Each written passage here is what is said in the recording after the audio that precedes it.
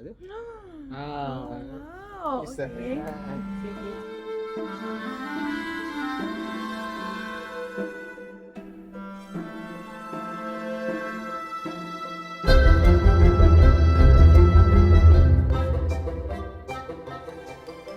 So during the Enlightenment era, it's just after the Dark Ages in the European society. So there's this guy named John Locke. So he's the key thinker. So what he came up with was actually 5 key points about liberalism or classical liberalism. So one of the things that really captured me, or even most of the people at the time, of absolute monarchy was limited government. So what it does is actually giving more power to people like you and me, better governance, and in the time where obviously absolute monarchy has their own terms and conditions. So at that time, we are trying to, or people back then was trying to stand up against tyranny. Throughout most of human history, it all boils down to power. The ancient Greeks would say, the strong do what they can, and the weak suffer what they must, right? So most of it is about power.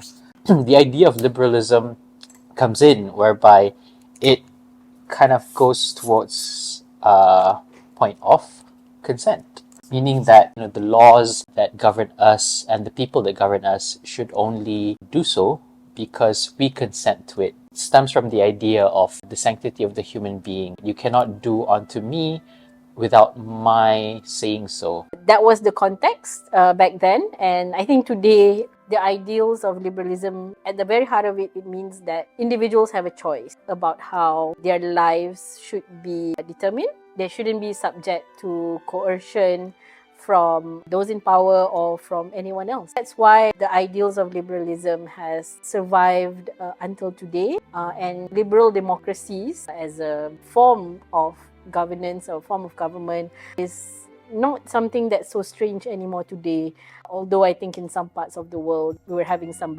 backsliding on that, unfortunately. Royal residence.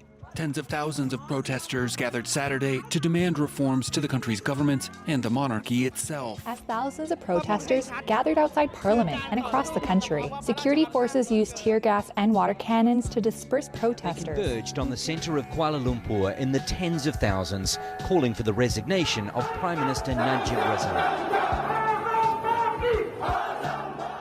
I mean, despite the fact that liberalism has a lot of negative connotation, but you can't deny the fact that everyone wants an accountable government. Everyone wants a clean, responsible government. Yeah, I mean, I think in the Malaysian context, we know that the word liberal it's just a bad word because, and I think a lot of Malaysians probably don't remember that the word liberal is actually in Vision 2020. If I'm not mistaken, it's also in the preamble to our Rukun Negara. So becoming a liberal society is actually something that we aspire to be. Konteks politik di Malaysia ni, konsep liberalisme ni dah dicampur adukkan dengan sekularisme dan juga pluralisme. Jadi maksud sebenar liberalisme tu sendiri dah tersasar. Ini juga berpunca daripada sikap ahli politik kita jugalah yang sering menggunakan modal-modal sebegini untuk memecah belahkan masyarakat. It's a cynical tool in the sense that I'll use this supposedly foreign sounding concept and accuse my political opponent as being liberal. Unfortunately in Malaysia, the idea of liberal is very much connected with being irreligious or even atheist and so on, right? Which is not necessarily true, obviously. Agama mungkin satu set kawal selia atau undang-undang yang tujuannya bagus, tapi bila individu yang mengurus atau yang mentadbir tu kemungkinan ada korupsi. The thing about John Locke's idea about classical liberalism is obviously it's about having everyone to have equal rights and the liberty to choose their government. That's one thing. But also, one that we all know would be freedom of expression. So being yourself in a time where obviously everyone was governed by a set of rules. I think the role of scholars of liberalism or people who believe in open and free societies is that we should really try and understand the harm that comes from the things that you type or that you say on social media, because I think there is a very clear line between what you do or what you say on social media that calls out people in power, which is important and we should do.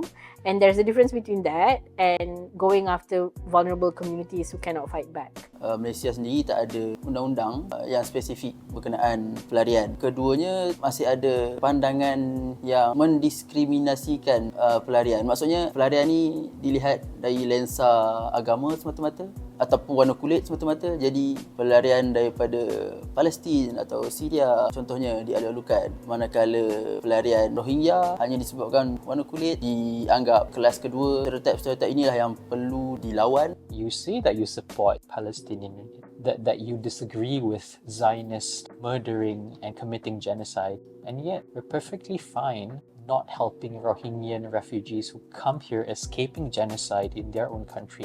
That's textbook case of hypocrisy, right? In terms of economy, right? We've seen it happen. Countries that have racist policies tend to do worse because you're trying to sideline people who have the potential to contribute to the economy. I mean, we've seen the videos, right? Palestinians are some of the most well-educated people in the world. You lose that potential. Same here with regards to immigrants who come here. People who are willing to work hard, and we should give them the opportunity to contribute to the country. Kita nak ambil peluang mengadakan konferen kali ini untuk cuba mengenal pasti pandangan-pandangan ini masih dipegang oleh sebahagian masyarakat. Adakah kita masih mempunyai harapan untuk mengatasi pandangan-pandangan sebegini?